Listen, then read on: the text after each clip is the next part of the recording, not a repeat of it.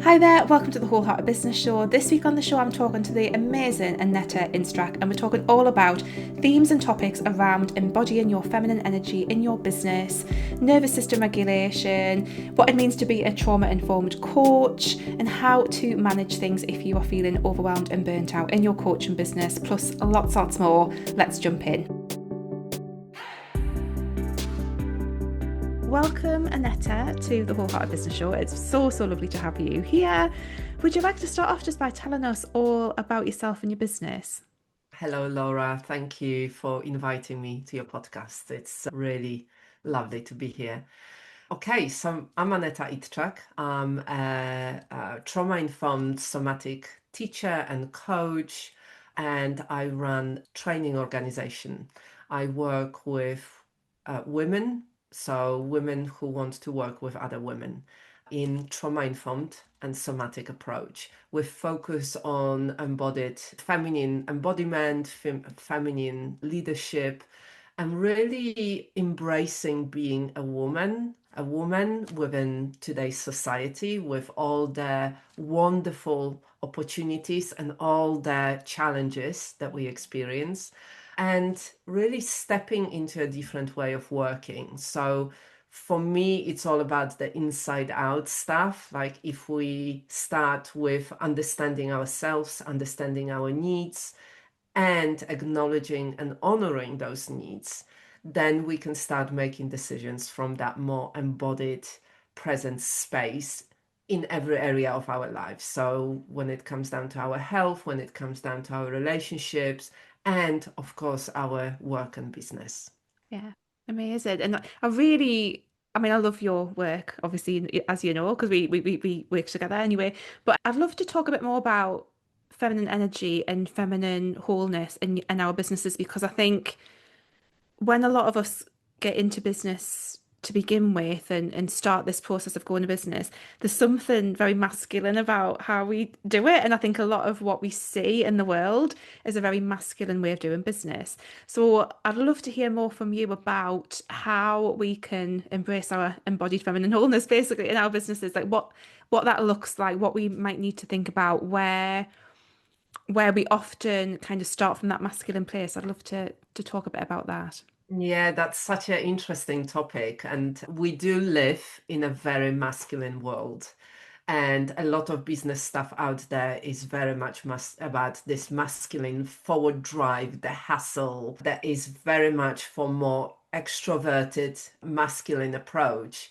And it's taking me, a very long time, decades, to arrive at a place where I allow myself to run my business and work and structure everything within my life and business that comes from more balanced view. So not just the feminine view, but actually a right balance of the masculine and feminine, because we need both of those. I mean, my background is in social care, where I worked for 16 years with addiction and mental health and child protection. And it's, when I first left social care, that was almost 10 years ago, and started working for myself, I brought all of that conditioning with me. This kind of working hard, expected to work outside of my agreed hours, Yeah. showing up. There is this really old joke about the social worker looking worse than the client. Yeah. There is truth behind it. But it's not only in social care, obviously, it's in every area of our life. Yeah. And there is a lot of stuff on internet and YouTube about the guys and hustle and grind. And what I find is, like, you can get away with a lot of that when you are younger. Yes. One of the things that I work a lot with is the life seasons of women's cycle. And so when you are younger, many of us can get away with it. We can hustle, we can grind, we can crash and recover really quickly. The typical burnout cycle of like push, push, push, and then we crash, we recover, and then we push again. We start the cycle, the burnout cycle again. But actually, as you start getting older, it's much harder. So I found that where, in my 30s and early 40s, I was able to work full time, run the yoga and wellness studio and coach people evenings and weekends and study on top of this and do lots of courses. And, that capacity to spin so many plates the same time greatly reduced, and it started impacting my health. And so this is really important for those of us who are, a little bit older or getting older, coming to the end of our 30s, 40s, and 50s. I'm very clear, within myself that as a 52-year-old woman, I cannot live how I used to live, a decade or couple of decades ago. I Yeah. have to adjust because the price that I will pay will be with my health, whether it's mental health, whether it's physical health, whether it's relationships. All of that needs to be taken into consideration. And when we allow ourselves to acknowledge who we are, like this is why I love your work, for example, Thank you.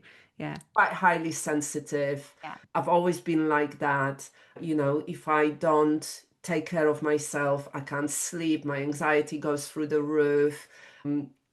So I need to kind of balance it in a slightly different way and to understand that our life is cyclical and to really embrace and honor those cycles of like, now I'm working, that's great, I'm going all in. Okay, now I need to rest Yes. Yeah. rather than just keep pushing and keep forcing myself and, show up on the social media at this Yes. thing, really hitting the goals and I'm doing it. And then, Setting your goals, yeah. And I think it's really interesting what you said there as well. And you've highlighted something that I see in a lot of my clients is that most of us, I would say the vast majority of us are not, leaving university or leaving school and becoming a coach. Most of us are coming, this is our second career for most of us.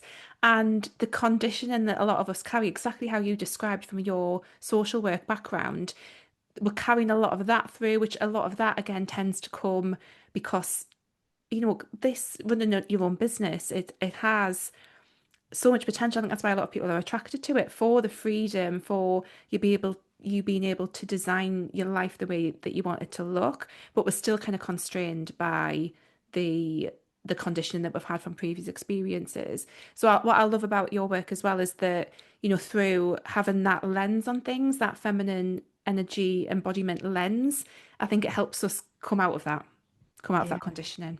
yeah. I mean, it's so ingrained, isn't it? It's taking me, almost 10 years to kind of shift it, even with doing this kind of work and training others and holding spaces. And I Yeah. think there is something also in here about the approach that women have got, this much more feminine approach that is not just for women, men do that as well, but it's which is much more about collaboration, about supporting each other, about really being honest. I mean, what we are seeing in the world right now, some of it is just ridiculous. You couldn't write it as Yeah. a comedy if you tried. Yeah. And really, our responsibility, the way that I see it, is to be another voice in the conversation and say it in a different way and really point those things that this is unsustainable. We can't live like this. And we might not have the power, all of us, to go to the government and do it in that way. But on the grassroots level, every single one of us that does things in a slightly different way and shows that it's possible to do it in a sustainable way gives permission to all the other women to actually Yeah. at least try it out, to actually know that that is a possibility, that Yeah. we don't all have to hustle and grind and, you know, Yeah, all of the, yeah, all of like the bro marketers and things that you see. And I or think, be always on, it's yeah, like, and that's why I love your work, for example, as well. It's like this, we can create discoverability, we can work with outside of the noisiness of the social media. And yeah, that's certainly something that is much more attuned to the nervous system regulation and sustainability. yes, absolutely. And this nicely brings us on to chat a little bit about trauma informed work and being a trauma informed coach. 'Cause I know that's a big part of what you teach as well, is around Yeah. having that trauma informed like approach to your work, basically. I'd love to find out more about that. Kind of why is that so important for coaches to be aware of that, and how can they start on that journey of being more trauma informed in their work? Yeah, that's a really great question. For me, that's the essence of everything. When we understand our reactions, our responses through the lens of the nervous system and, our biology and our past history, we can support others in a much better way. So I can share with you a story, for example, of in my own experience of how it played out within the context of business coaching. Yeah. So I signed up to work with somebody, a business coach, who I thought, right, this person is so different from me, so on it in a very masculine way. That was quite a few years ago, and it didn't click still at that time. That's what I need, because I am not like that person. And it would be so great to be supported by somebody like that. And I signed up with them, and it was quite a bit of money. But what happened was not that I thrived and I stepped in. Instead, what happened was I went into a freeze response. It Yeah. was too much for my system. Yeah. I just couldn't. There were some beliefs and thoughts around visibility and reaching out to people that jumped from where I was to where I was trying to jump with that coach was way too much. And so rather than chunk it down and understand what was going on, I reacted, and the coach wasn't, didn't have that understanding at the time.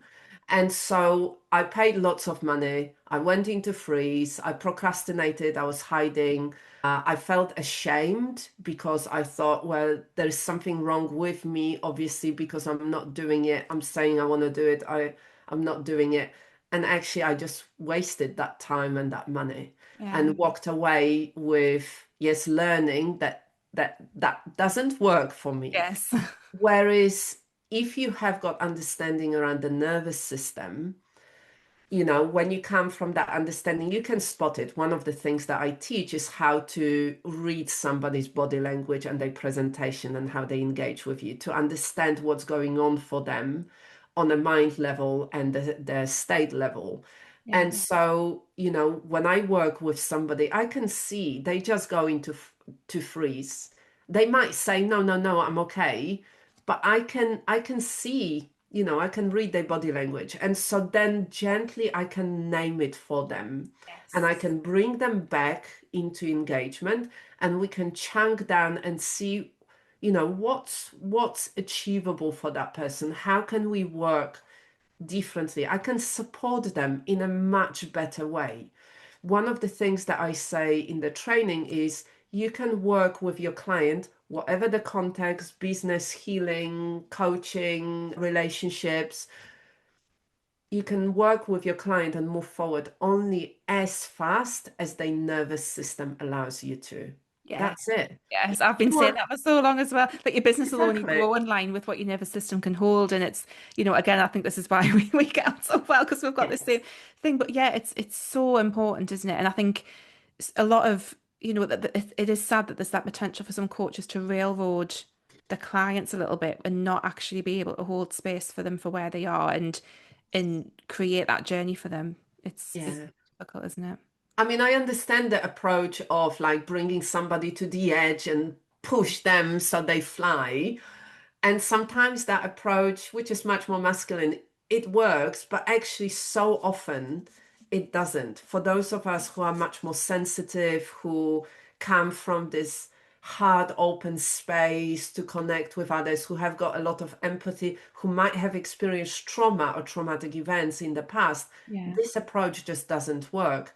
And then, our clients do what I've done, like internalize it and say, well, there's something wrong with me because obviously this coach is very successful with other people, but it doesn't work with me. So it works for others, it doesn't work for me, something is wrong with me. And Yeah. so, there can be a lot of shame, there can be a lot of broken dreams and Yeah. unfulfilled dreams. Yeah. And that's very sad. So, knowing that there is a different way, much kinder, much more compassionate way that comes from presence, that is about your own personal journey rather than some kind of goals that are outside, like 100K or Yeah. 200K, that actually would require you to work in a way that you don't actually want to work. You don't like working in that way. Yes. So why striving for something like that? And I think many of us can get caught up with that. And an effective coach will say, well, do you realize that this is what you would have to do in order to bring that? And is that what you want to do? So Yeah. there is a lot of scope for collaboration with your client, for reducing the power dynamics, for really coming from that empathy and heart-centered way to support somebody to on their journey to create the life and the business that they truly love. Yeah. Yeah. No, 100%. And it's just such a, I think it's a part of business, especially that is just really forgotten in terms of, and again, I've certainly signed up for programs that have not been the right fit. And there is a part of starting to understand yourself. And again, this is why I talk a lot about being heart-centered and highly sensitive, because what works for the people who are not necessarily that way will not work for us. It will just kind of cause that total freeze response. And again, trying to work in that more masculine way sometimes leads to, feeling burnt out and overwhelmed and, a lot of that kind of stuff, which is again another thing to talk a bit about in terms of that burnout and overwhelm and how often coaches can find themselves in that space, even when, it's that whole thing, isn't it? A lot of us put the pressure on ourselves to feel like we should have everything figured out because we're a coach and because we coach about whatever topics that we coach about. But that's not always the case, is it? And often we need some of our own medicine. But when it comes to kind of overwhelm and burnout, what do you see is the role of the nervous system and that feminine embodiment that can support us if we find that we're starting to dip into that burnout and overwhelm kind of space as coaches? Yeah, really good question. I think a lot of it is about the foundations. Like so often we want the advanced stuff. Yeah, We want move through and reach higher. But actually, a lot of it is about foundational stuff. So certainly in the training and the clients, other practitioners and women that I work with and the clients, it's about really establishing those foundations. And the foundations are, for me, about really understanding how I am first, and then asking myself, now that I know how I am, what are my needs? Like, what do I need in the context of knowing how I am?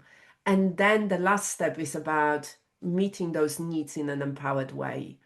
And so often we don't go through all those three steps. We either don't know how we are and we're just trying lots of different things coming from different advice out there yeah, that it doesn't really match how we are in this moment, or we know how we are and we know what we need, but we don't make decisions from that empowered space to meet our needs because we believe we can't, or it's too much, or we're not entitled to, we're not worthy. There can be all sorts of different stuff going on. And so, or we know how we are, but we completely drown in it and kind of feel completely helpless within yeah, that because we don't know how to actually meet our needs. So there is the whole of that cycle that allows us to really get to know ourselves, to trust our inner responses, to yeah, honor our inner responses, to honor our needs, with the understanding that every single thing that you do is built on your ability to understand, meet, and honor your needs in an empowered way. yeah, Every single thing, like so many women, and I'm guilty of that too, and I have been over the years. We put ourselves at the bottom of the list. We don't prioritize really our needs. And I think that comes from really misunderstanding, not understanding that everything is built on that. Because Yeah. if you don't meet your needs, if you don't take care of yourself, you're going to crash, you're going to hit burnout, and then nothing is going to get done. Yeah. Yeah, Absolutely nothing. exactly. Everybody who relies on you will not be able to get support from you. This is why we need to take care of ourselves first of all. And this is a big thing that I see when I work with women. We don't get that. Like, we understand it on a mind level, like, yes, Yeah. yes, I understand.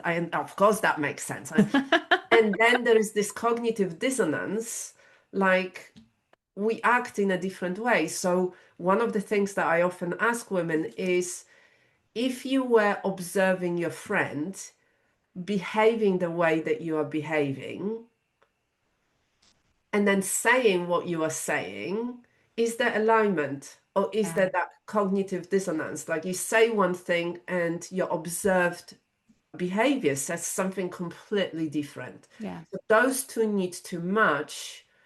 Like, and one of the things is, if you say that you are honoring your needs and you're taking care of yourself, that needs to happen every single day. Not on the days when you are already tired, you are already struggling, then you bring your tools and practices and you start doing stuff. It actually has got to be a way of life. It has to become an embodied way of being. Yeah. It has to come from, well, when I get up, I just check in with myself. How am I right now? Okay, today I'm a little bit more tired. Yeah. Okay, so what do I need? And how, maybe I have a really busy day. So how can I pace myself Yes. today? Maybe and it's back to basics normally. A bit of Yeah. water, a Yes. bit of break, a bit of movement, a bit of downtime. It's very, very simple, but we overcomplicate it so often. Yeah. Yeah. And sometimes that overcomplication of those practices can lead to kind of even more feelings of overwhelm, can't it? So it's a good reminder that it can be simpler. And just It starting has with to that be check-in. simpler. It Yeah. really has got to be Yeah. simpler, because if it's going to be sustainable, Yes. it has Of got to be course. simple enough for you to kind of follow up and keep coming back to it.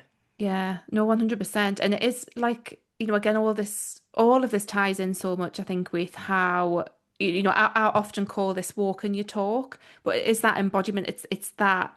It's where what you think and what you say match your actions. And I think as a coach, that is so powerful because again, no one's perfect. Kind of going back to what we were chatting about a bit before, no coach is exactly perfect in everything that they do, even in the thing that they support people around. But what we can do really well is we can, you know, do that process of walking our talk, of embodying what it is that we say and have our actions match that. And I think that's something that all of us can do, really, really well. And that's often the thing that I kind of hold myself to is a bit like when I'm not doing that, it's like, okay, we need to look at what is going on there, Laura, because that's you know that's not you, and it's a really helpful process, I think, understanding that.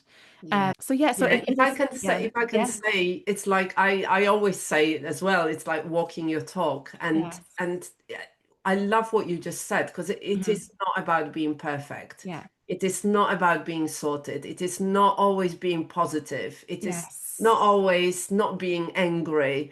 yeah, There can be so many different things that we think it is, but it is about really showing up for yourself and not abandoning yourself in the process, and really taking care of yourself, understanding that there is a real huge correlation between what you say and what you do. And if they don't match, as you said, like, you need to find out what's going on in here. it's and just that simple active self-inquiry, I think, is really powerful because often I've gotten some of the most profound wake up calls I think I've had is by doing that. It's like, this is what I know that I believe in. This is what I teach. Like, this is the thing. So why is that not happening? Like what is going on there? And that, like, I think that's such a great foundation for a lot of things.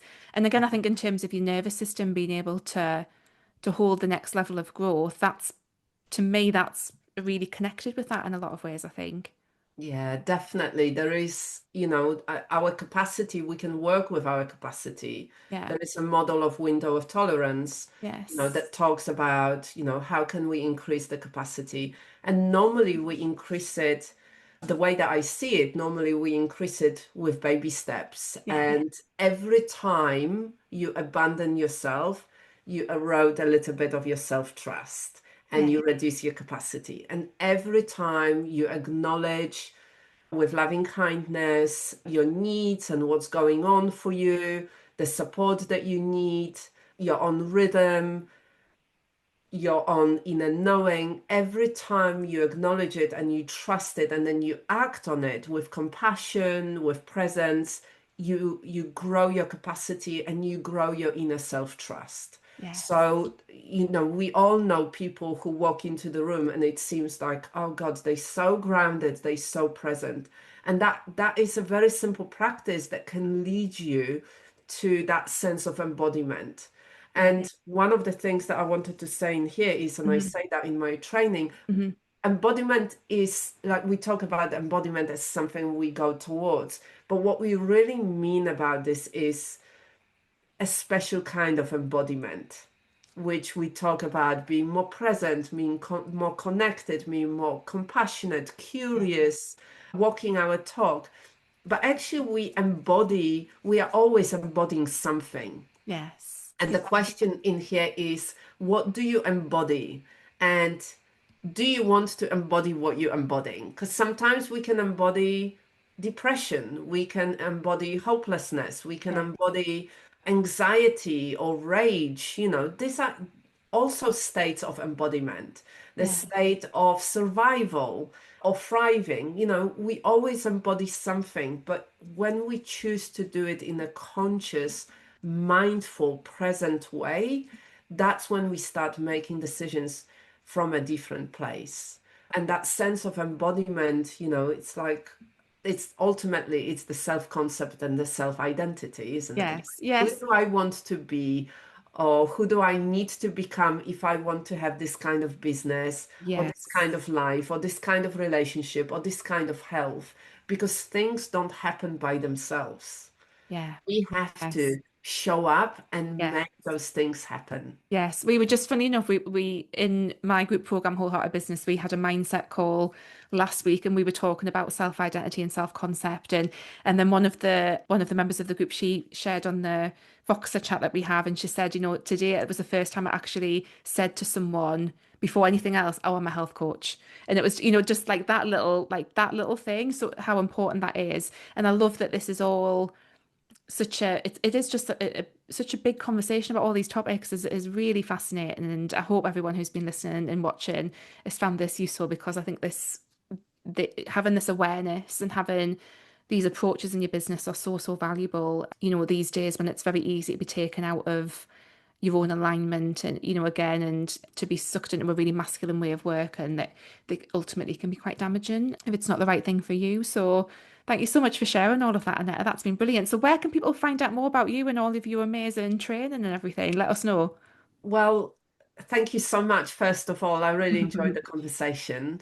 And if people are interested, they can find me on Facebook or Instagram under Aneta Idczak, Somatic Coach, and I on my website, anetaidczak.com. Yes, I we'll know have all it's the a little links. bit difficult to spell. We'll have all the links will be in the description, and all of the notes. And I'll tag you on YouTube because you've got a fabulous YouTube channel as well. So I'll Yes, make sure that you're tagged on that. And then you've got a fantastic free masterclass, that's right, that we're going to link to as well. So would you like to tell us a little bit about that masterclass? Because it sounds amazing. yeah, so I ran in a masterclass a while ago called Journey to Embodied Feminine Wholeness, and it's about self-identity and embodiment, feminine embodiment.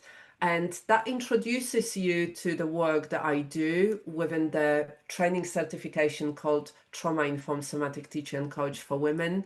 But it's a really lovely taster. The recording is of the live class, which was really great with the interaction with women who were present there. And I hope that you will find it useful on your own journey towards feminine embodiment and leadership.